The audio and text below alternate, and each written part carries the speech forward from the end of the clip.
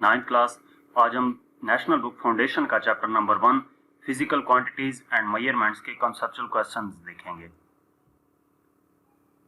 First conceptual question है, physics has made our life comfortable, justify this statement.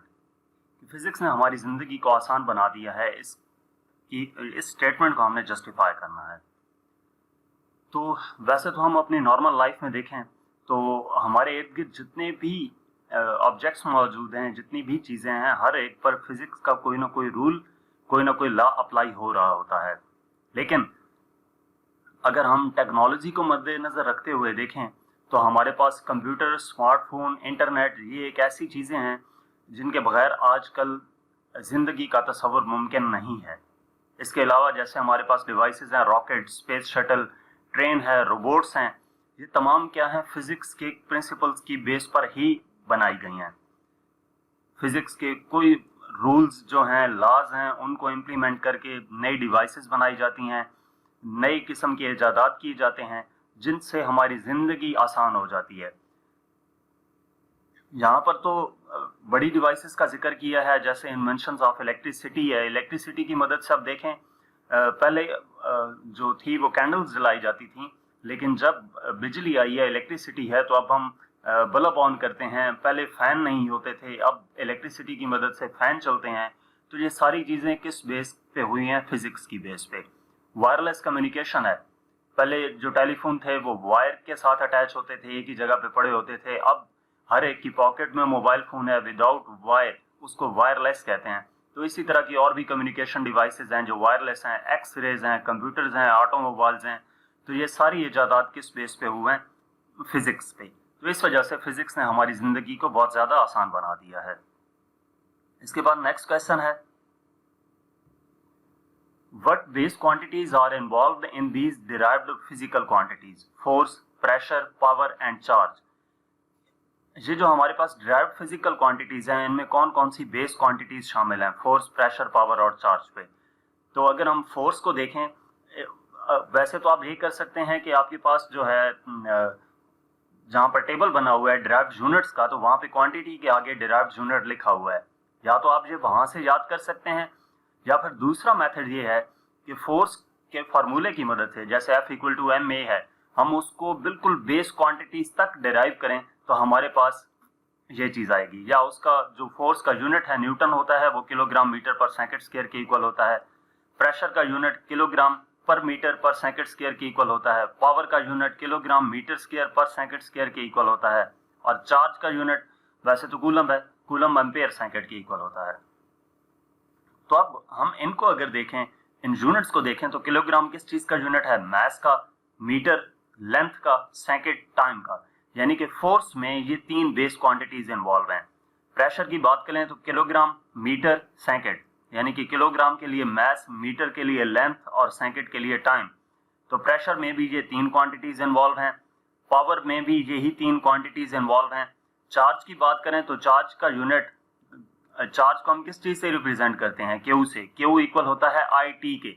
तो I current है, current का unit ampere, और T time है, time का यूनिट सेकंड। तो ये एम्पेयर सेकंड बनता है। यानी कि इसमें जो बेस क्वांटिटीज इन्वॉल्व हैं वो करंट और टाइम है। तो नेक्स्ट क्वेश्चन देखते हैं, show that prefix micro is 1000 times greater than prefix nano. Micro जो है वो 1000 टाइम्स ग्रेटर है प्रीफिक्स नैनो से। तो हम माइक्रो से स्टार्ट लेते हैं और उसको नैनो तक लेकर जाते हैं, तो हमें उसको बेसिकली माइक्रो को कन्वर्ट करेंगे नैनो में, तो हमें एंड रिजल्ट यही मिलेगा कि माइक्रो 1000 टाइम्स ग्रेटर है नैनो से। तो 1 माइक्रो इक्वल होता है 10⁻⁻⁶ के। हमें चाहिए नैनो, इसको नैनो में कन्वर्ट करना है। तो नैनो की पावर होती है 10⁻⁻⁹ -6 ऑलरेडी है, -3 और लेकर आएंगे। जब 10⁻⁻3 मल्टीप्लाई करेंगे तो 10⁻+3 भी मल्टीप्लाई करेंगे। ये क्यों करेंगे? जैसे आपने सिंपल मैथ में देखा है कि कोई भी वैल्यू है, उससे उसको किसी भी नंबर से मल्टीप्लाई या डिवाइड करें तो उस वैल्यू पे इफेक्ट नहीं पड़ता।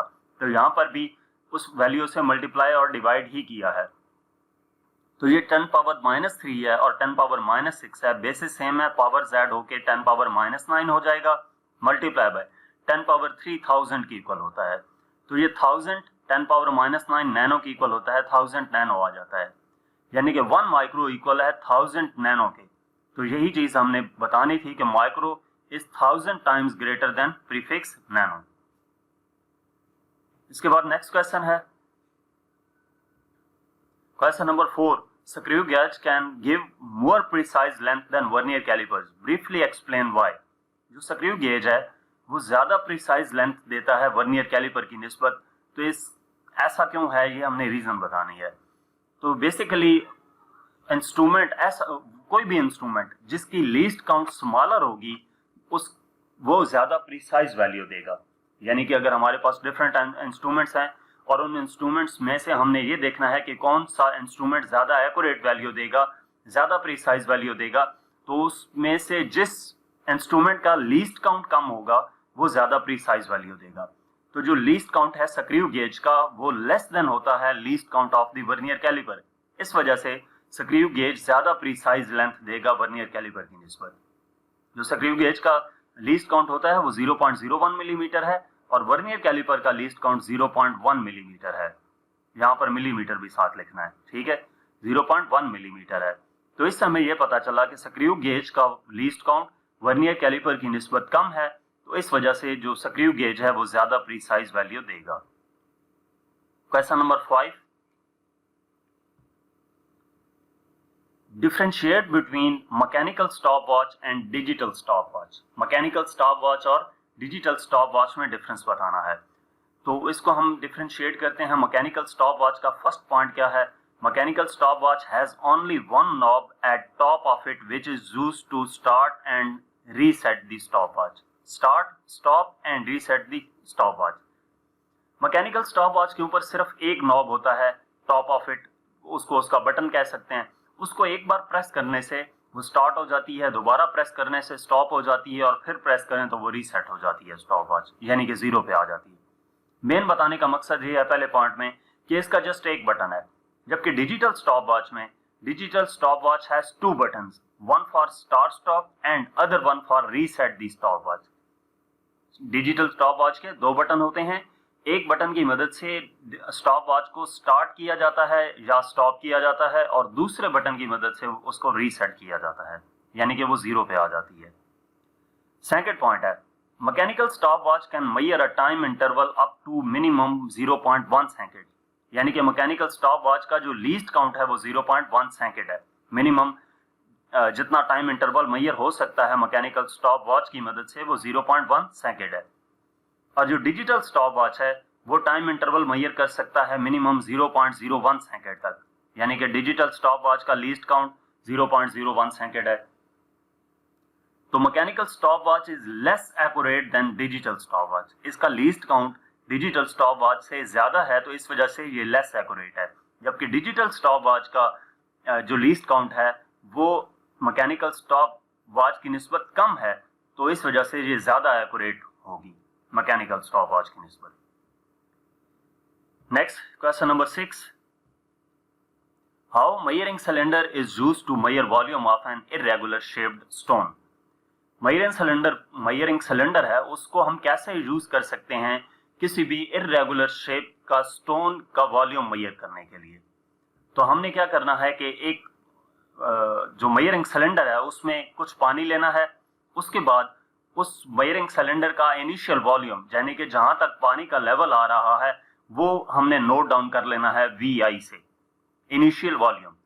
उसके बाद हमने एक इर्रेगुलर शेप्ड स्टोन एक स्ट्रिंग के साथ या थ्रेड के साथ बांधा और उसको पानी के अंदर फुली डिप कर दिया, इमर्स कर दिया, वो डूब गया पानी के अंदर। धागे के साथ हमने बांधा हुआ है और पत्थर को पानी के अंदर डुबो दिया। जो ही हम उसको पानी के अंदर डुबोएंगे तो जो वाटर लेवल था वो इंक्रीज हो जाएगा, ठीक है, वाटर लेवल इंक्रीज हो जाएगा। पहले VI था तो जो हम दोबारा नोट करेंगे वो VF होगा।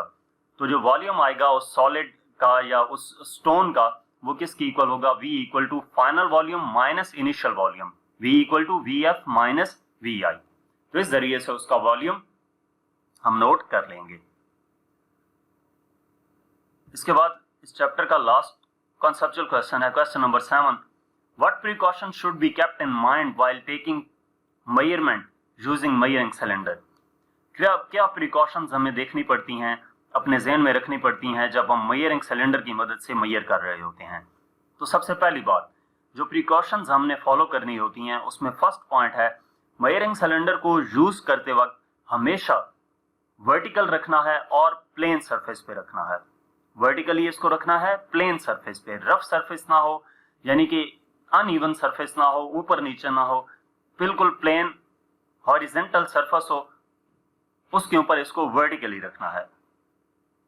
दूसरा पॉइंट है, correct method to note the level of a liquid in the cylinder is to keep the eye at the same level as the meniscus of the liquid। क्या हमने क्या करना है, करेक्ट मेथड क्या है लिक्विड का level find करने का, जो सिलेंडर में लिक्विड है उसके लेवल को नोट करने का करेक्ट मेथड क्या है कि हमने आई बिल्कुल वाटर लेवल के सामने रखनी है, साइड से, ऊपर से या नीचे से नहीं देखना, बिल्कुल सामने से देखना है, तब एक्यूरेट रीडिंग आएगी। और थर्ड पॉइंट क्या है, formation of bubbles inside the cylinder should be completely avoided. Bubbles जो हैं सिलेंडर में बनते हैं उनको कंप्लीटली अवॉइड किया जाएगा। Any bubbles within the leads to wrong measurements, यानी कि बबल्स नहीं होने चाहिए उसमें। ठीक है, जब भी सिलेंडर में लिक्विड डालेंगे तो उसमें बबल्स नहीं होने चाहिए। अगर उसमें बबल मौजूद हैं तो उसकी मदद से जो रीडिंग आएगी वो फिर मेजरमेंट रॉन्ग आएगी। नेक्स्ट क्वेश्चन है, why do we need to consider significant digits in measurements. हमें क्यों जरूरत पड़ती है सिग्निफिकेंट डिजिट्स देखने की मेजरमेंट में। तो significant figures tell us what amount of uncertainty we have in reported value. Significant figures हमें क्या बताते हैं कि कितनी अमाउंट तक की अनसर्टेनिटी किसी भी वैल्यू में मौजूद है, यानी कि किसी की वैल्यू के बारे में गैर यकीनी कैफियत क्या है वो हमें बताई जाती है। किन की मदद से, सिग्निफिकेंट डिजिट्स की मदद से। The more digits we have the more sure of our self we are. जितने ज्यादा डिजिट होंगे, सिग्निफिकेंट डिजिट्स होंगे, उतने ज्यादा हम श्योर होंगे कि जो रीडिंग आई है वो एक्यूरेट है। That is why we should almost never report all the decimal places we see in our calculator.